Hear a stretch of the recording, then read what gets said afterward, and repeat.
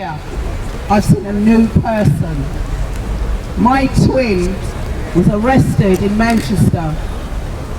He was arrested on the 21st of November and taken to Greater Manchester Police Station, where he was held for 6 days.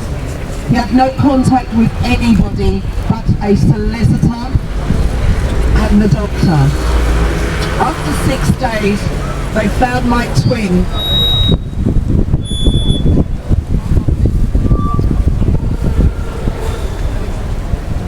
laying on a cell floor, dead. At the first inquest, I had it stopped after 3 days, but they didn't realise I'm not an uneducated mixed-race person. I have 3 O-levels, and I'm proud of them. Leon was found laying naked on the floor, covered in every bodily function. The tip of his nose was missing.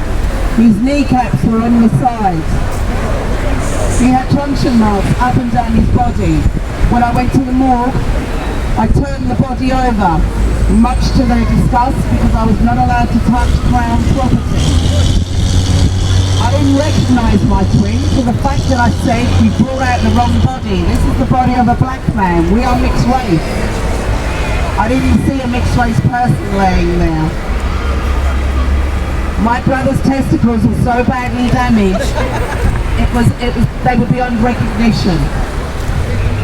They told me, you do know he killed himself. You do know he did this to himself. After the first inquest getting stopped because the custody sergeant's wife was on duty, I then had a second, to which I got unlawful killing. With the help of the Grassmarket Project in Edinburgh, I toured with a play called 2052, which is a form that they're supposed to sign for prisoners at risk.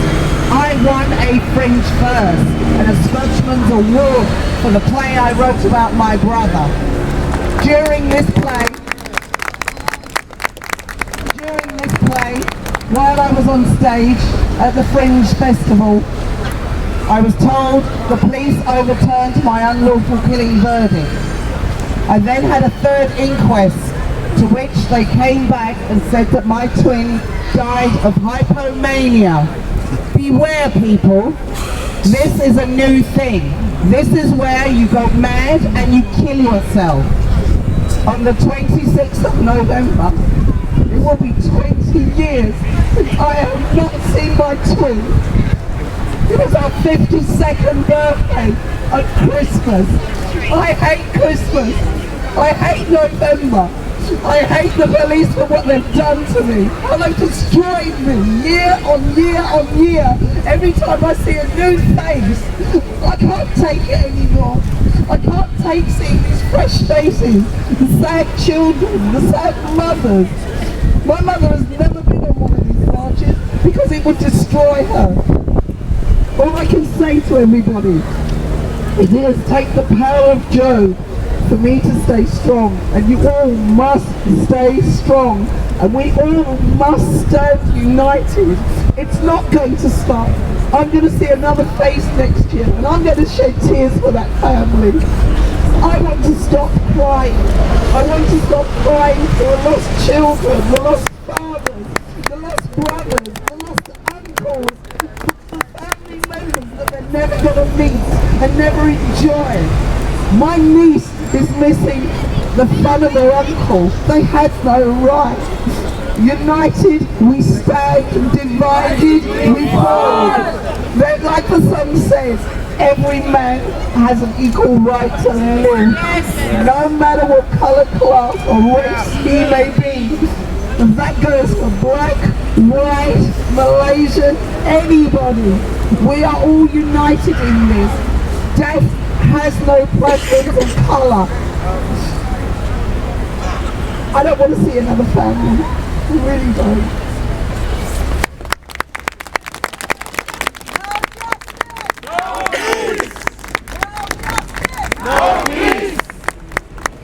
No justice. No peace. No justice. No peace. No justice. No peace. Right.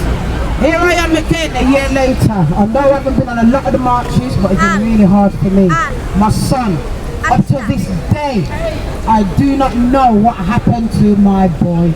My 21-year-old son, his name was Dimitri Fraser. This is the so-called rebel that had London under some form of terrorism. Why they had to send this 21-year-old to Birmingham to a racist area. Not being prejudiced to anybody here, but that's where he went. Yes? And police reckon they knocked the door because he breached the tag.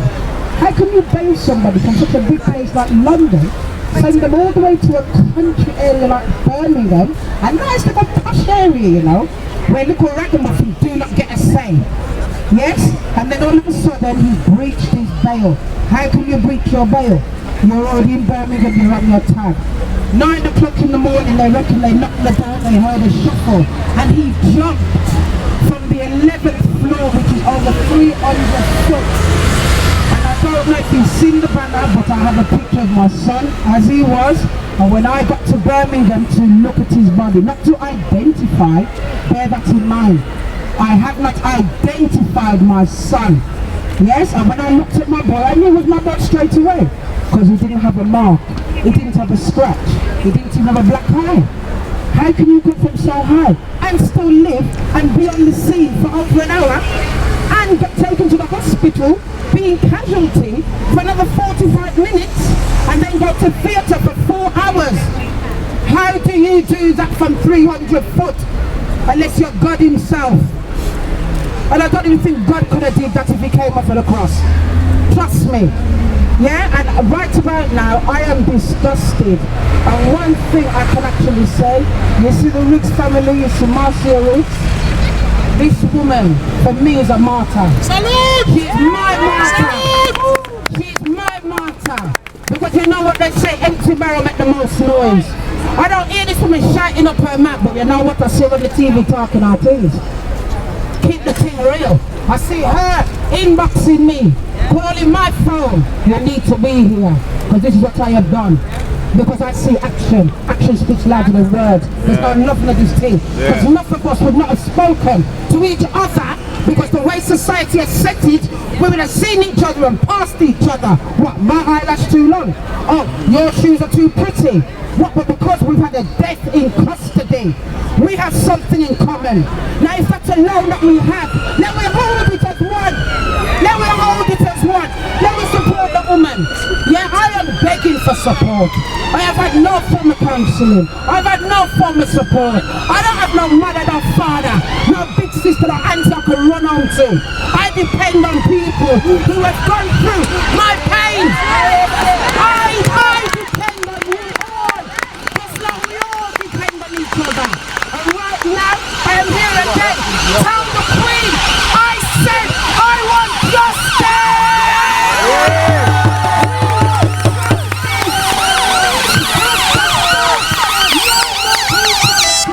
No more beating! No more hide-up! No more cover-up! Let's reveal the thing, just like Jimmy Savile has had to come to Revelation. Let Revelation talk, because we know what is going on behind them doors. We know the truth, but we all have so much power. But you know what? Every beggars will die. No justice, no peace. No justice, no peace. No justice, no peace. What are we gonna get? Justice. What we gonna get? Justice. I want justice for my son, my only son, and I want justice for every single one. And anybody else who thinks that their child is going to go through this, they have to think twice. Because they have to remember, they have to face us. They have to face us. I do not, right about now, I do not beg them with none of them. If my house gets broken into, I will never call them. If I got beaten up on the road, I would never call them. If I got robbed, I would never call them. If there's a drug man selling drugs and pedophile next door, I would never call them. Just in case I die. Talking the truth. Because they shot our truth, not because they know too much. So much more than justice. No peace.